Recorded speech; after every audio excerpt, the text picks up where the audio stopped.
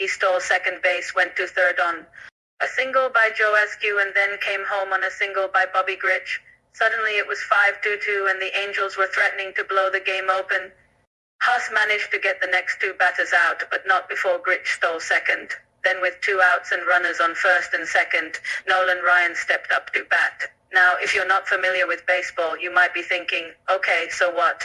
Ryan's batting. It's the 8th inning. They're already up 5-2. What's the big deal? Well, the big deal is that Moose Haas was not only pitching for the Brewers, he was also facing his former team, the California Angels. And you know what happens to be the personal business of Moose Haas. He absolutely hated the California Angels. In fact, during spring training in 1970, he got into a fight with Angels outfielder Ken Berry, and then he pissed management off by publicly criticizing their new stadium, which was scheduled to open that season. But due to legal issues, they ended up playing their first 3 home games in Los Angeles at Dodger Stadium.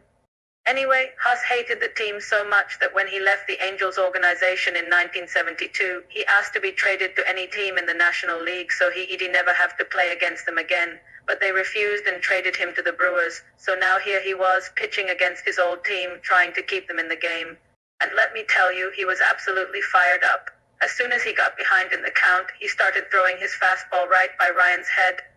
Ryan obviously wasn't having it, so he started arguing with Haas, who responded by plunking him squarely in the shoulder. And as Ryan came around first base, he continued jawing at Haas, who kept staring him down until he reached second. That's when the benches cleared and Ryan ran toward the mound, arms flailing. Haas ran away. Everyone started fighting, and somehow Ryan ended up taking the plate.